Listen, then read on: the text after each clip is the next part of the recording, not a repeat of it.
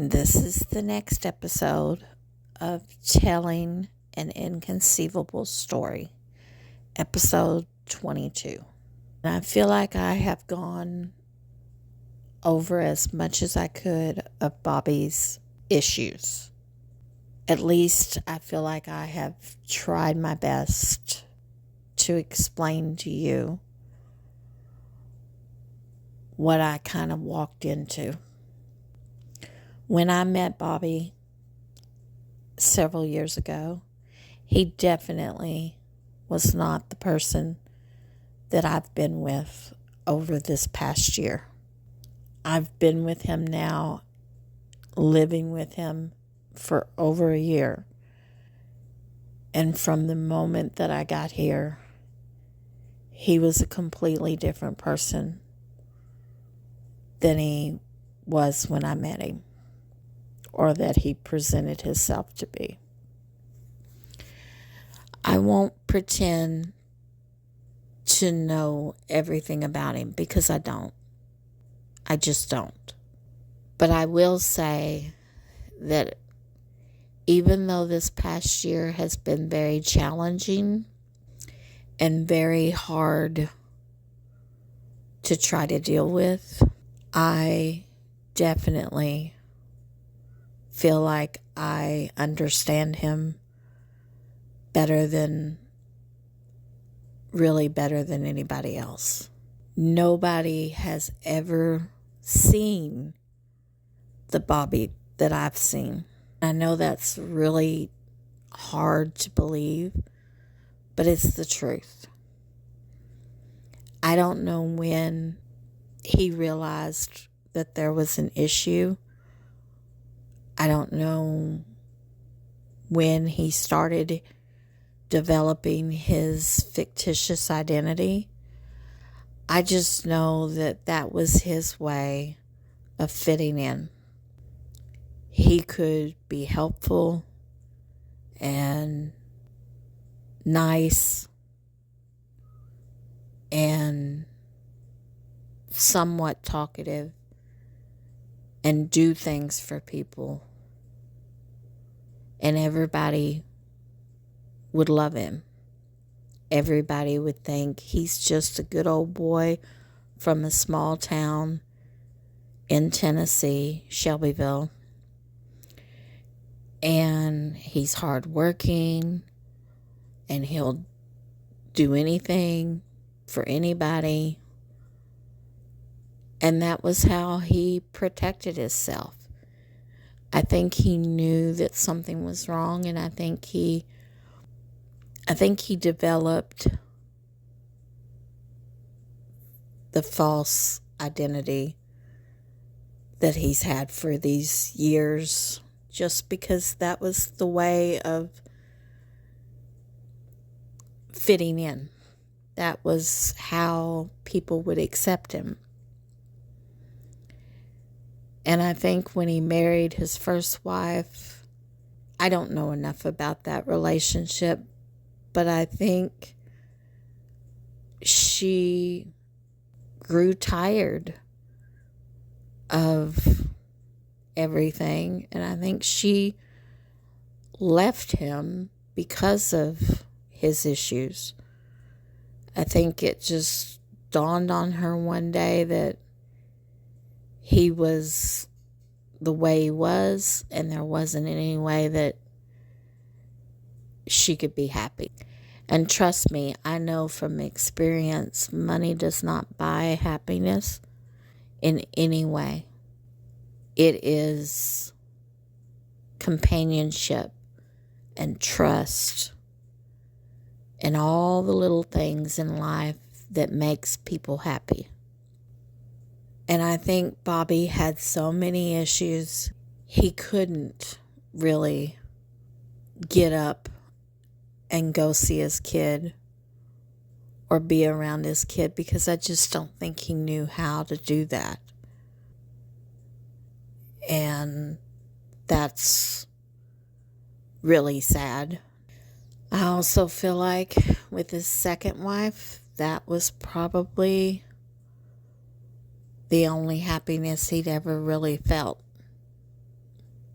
I think he was with somebody that accepted him and needed him, and somehow she was gracious enough to be a part of his life for what time they had. I did read what she had written about him, and I do know that she knew that there were problems, but she needed someone to be there for her and her kids. And he did that. And I can understand where she put her kids and what she needed first. But I think they had a pretty good life. And unfortunately, she passed away. I feel like he probably fell into a real depression of sorts when she passed, because he had to face that was gone, and he wanted another companion. And I think he was willing to try to buy love and give anything he could to have someone in his life who would take the place of his second wife. And I think he tried that. But with all his mental issues, he doesn't understand. There are people that will take advantage of you. And I guess in some aspects you can think, yeah, there's a way to buy love. Of course there is. You can buy companionship, but just because it's a sexual nature companion doesn't mean it will buy love.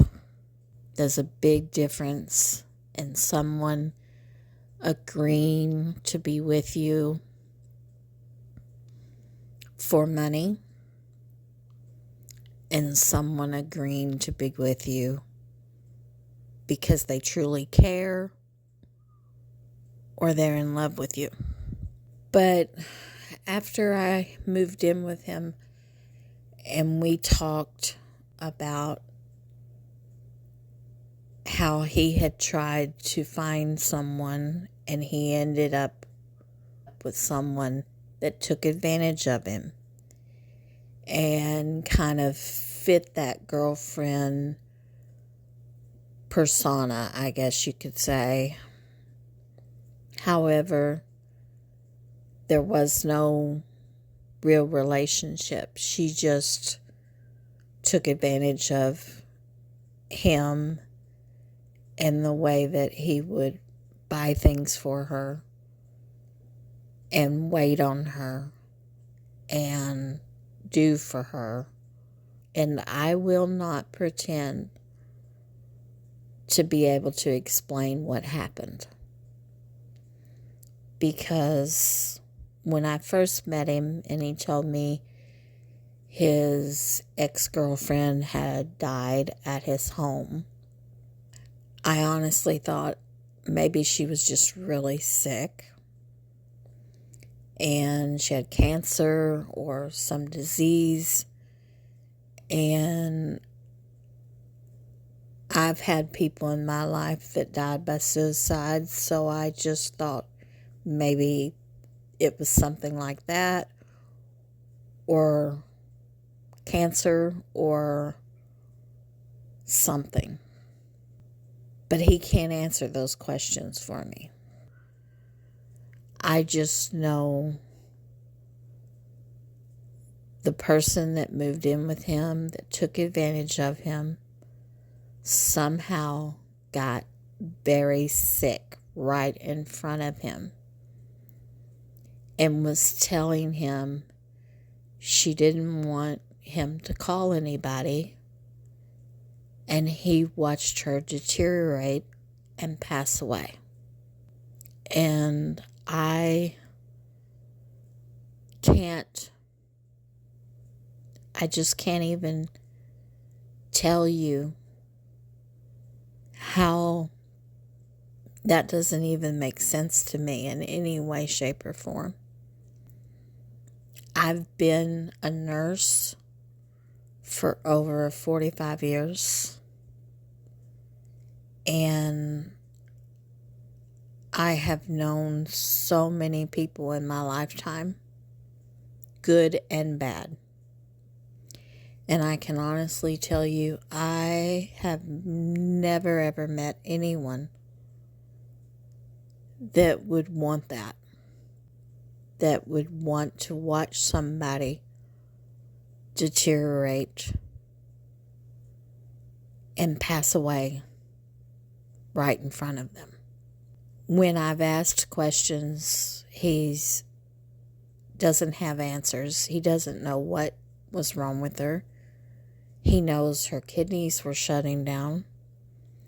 He knows she could barely stand. He knows that she just wasted away. And that just doesn't make sense to me. I don't know of anyone, I swear to God I don't, that would allow someone to die without getting them help. And the only answer he can provide is he wanted to make her happy. I don't know what to say to that. Because mainly this is someone that I trusted, that I thought I could have a life with. I really did. I can't even imagine how disturbing that is. And yet, he doesn't seem very affected by it. And I can't even imagine that. When I moved in and I went through so much learning about everything, seeing how he related to his mother, seeing how drastically different he was from the man that I met, I won't pretend to tell you that I wasn't truly upset, because I have been. At first, it made me angry. It made me feel deceived. It made me feel frustrated that I couldn't get him to respond or couldn't get him to tell me why he did all the things I've mentioned. It was just one thing after another. And I felt sorry for his mother. She confided in me that she did not know why he would do the things he had done. She told me that he never really shared much of his life with her. And I don't think she really understood the dynamics of him and his first wife and their child. I don't think she knew very much at all of his second. And I am absolutely certain, because she does have dementia, but she doesn't have severe problems. So I truly believe when she tells me that she did not know about the other woman or really about any of that. And I think he did go see his mom. I think he did try to do things for her, but I don't think he knew what he should have been doing. And by the time he moved her in here in his home, I don't think he understood what he should have been doing at all. I think, as sad as it is to say, I think that he thought his mom could pretty well take care of herself. After all, he moved her from her home to his home. So I think he was confused as to if she could really care for herself and just needed a little bit of help. And that was the farthest thing from the truth. Somebody with dementia who is as old as she is needs a lot more than a little bit of help. So I'm going to stop here for now. I don't want to make my podcast episodes too long. So I'm going to stop here for now, and then I will finish up in the next episodes.